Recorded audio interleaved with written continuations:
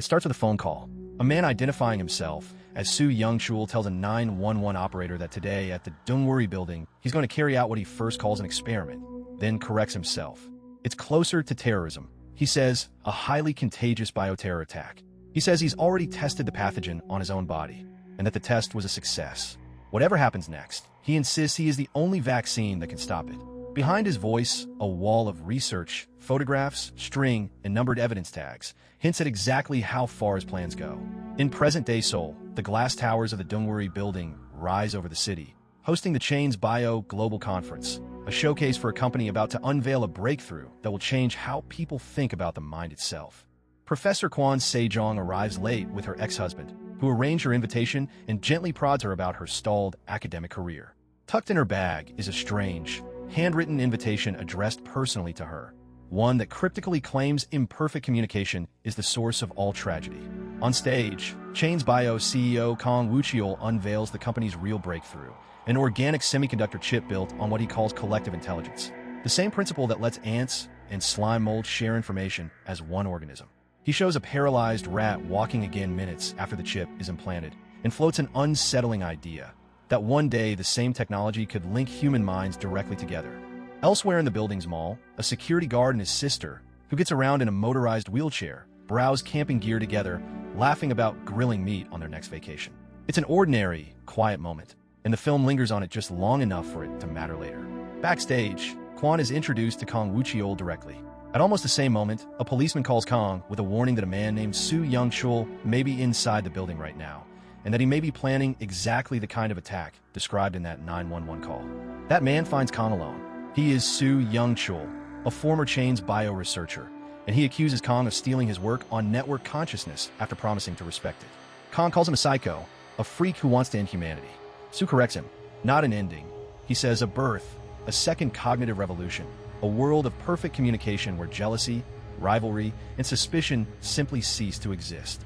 Kong wants nothing to do with it, and the confrontation turns physical, leaving Su thrown out, humiliated, and now completely alone with his plan. Alone in a hallway, Su Young-chul rolls up his sleeve and injects himself with the pathogen. Within seconds, he's convulsing, spitting up a thick white substance, and collapsing against the wall as a shattered syringe rolls across the floor. Nearby office workers find him and try to help, not realizing that simple contact is already enough. This is the exact instant the attack he promised on the phone stops being a threat and becomes real.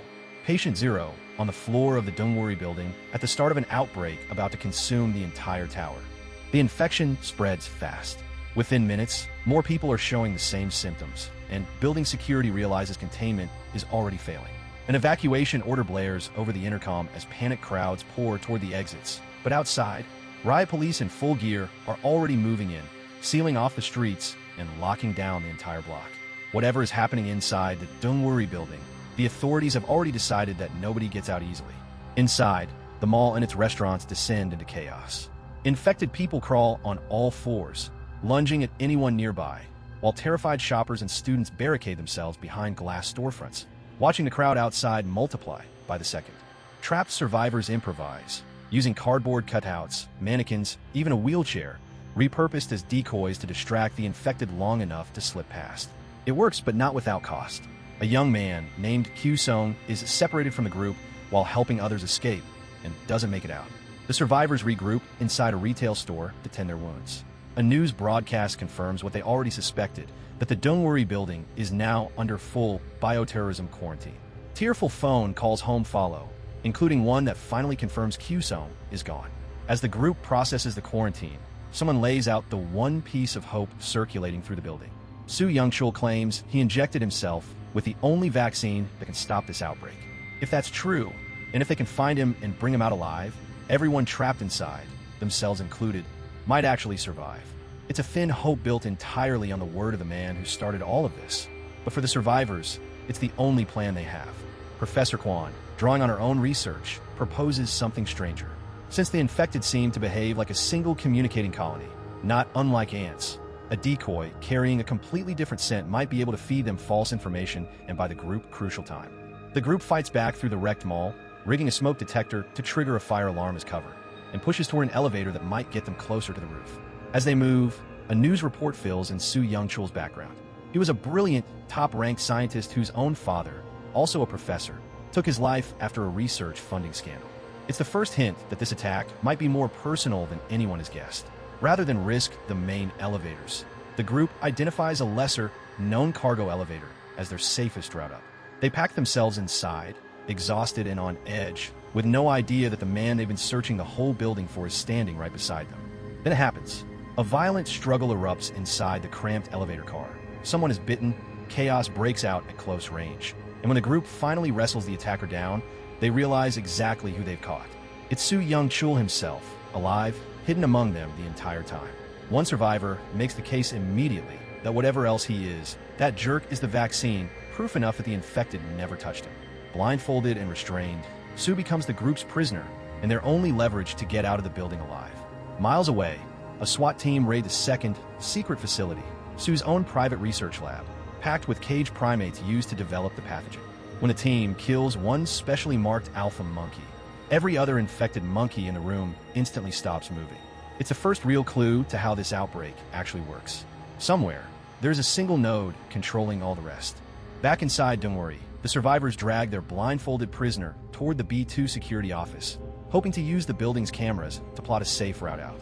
Elsewhere, the news digs deeper into Soo's past. While on a chilling aside, one of his former colleagues actively begs to be bitten, welcoming infection as, in Soo's own words, a doorway into a new humanity.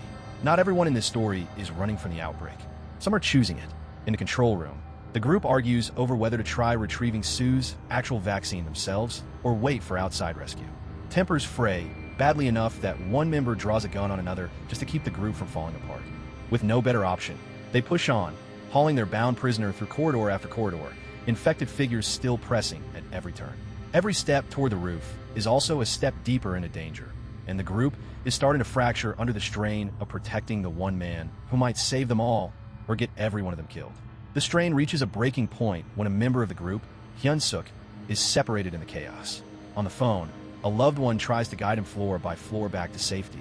But as the call goes on, it becomes clear he's not going to make it. He tells her it's too late for him.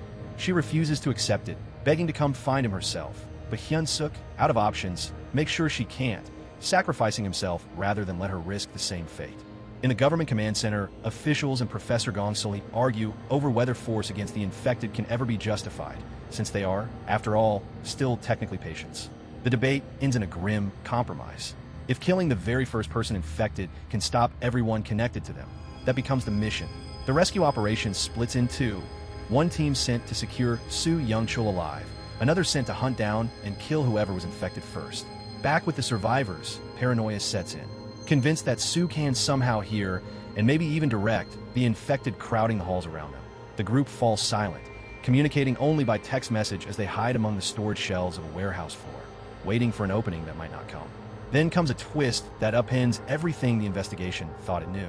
Word reaches the group that it wasn't Soo Young-chul who was infected first at all.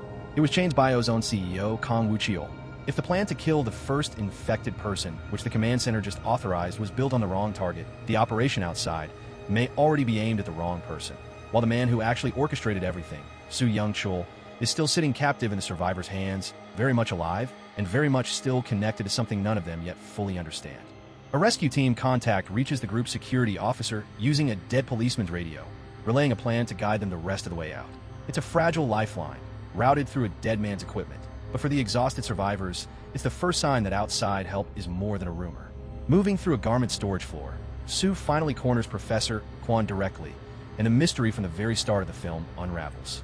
He is the one who sent her that strange invitation. His research, he tells her, was inspired by her own work. His father begged her for help before the funding scandal that led to his suicide. Soo insists it's all just a tragedy of imperfect communication, never his fault, and never really about revenge. Kwon doesn't buy it for a second, and tells him exactly that. With Soo's exact location finally confirmed, a SWAT team closes in on the warehouse. Vaccine secured, comes the call over the radio. The extraction the survivors have been fighting to reach this entire time is finally actually happening in front of them. Soo gets one last word with Kwon before the operators reach him, still pressing his case that the two of them are bound together by everything that's happened. Then the SWAT team moves in for real, and Soo Young-chul, the man behind the entire outbreak, the self-proclaimed vaccine, is finally secured and pulled out of the building he tried to destroy. For the survivors left behind, it should feel like victory, Instead, it feels like the floor dropping out from under them, wounded, traumatized, and staring at the wreckage of everyone they've lost to reach this moment, with no guarantee any of it actually saves them.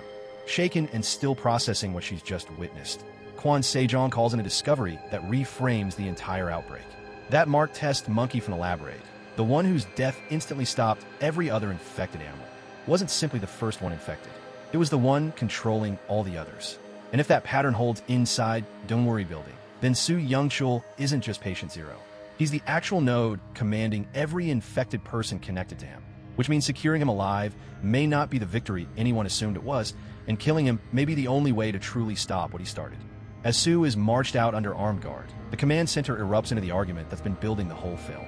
Kill him now, while they have a chance, or keep him alive as the only working vaccine anyone has. Nobody can produce hard proof either way, and with time running out, the debate stalls completely, with Soo Young-chul still breathing and still connected to everyone he's infected. Outside, the crowd that's massed behind the barricades for the entire film finally breaks through, surging around Soo's transport vehicle as it tries to leave. It's a moment the outbreak stops being a contained building crisis and becomes a citywide one. Cars catch fire, infected figures pour into intersections, and the tightly controlled quarantine the government spent the whole movie enforcing collapses in a matter of seconds. In a command center, officials realize every available Seoul unit is already committed here. There's nothing left to send. Kwon Sejong, bloodied and barely holding herself together, gets behind the wheel and drives straight into the burning streets, guided turn by turn over the phone toward wherever Soo Young-chul is being taken next. Word finally comes through that across the city, the infected have stopped moving. Whatever was done to Soo Young-chul, it worked, at least for now. On the phone, Kwon reflects quietly on what it's cost her and what's coming next. Public backlash, blame, a reputation she already knows she can't repair. She says she's used to people hating her. It isn't triumph, it's exhaustion. The film's last image says the same thing without a word. A wide, unbroken shot of the city intersection where all spilled out, wrecked cars still burning, and the infected stopped but still standing there scattered among the wreckage, exactly where they fell. Dongwori Building is contained. Soo Young-chul is gone. But the city he broke isn't whole again, and the film ends without pretending otherwise. That's it for this recap. Like, subscribe, and comment the movie you want to see next. See you in the next one.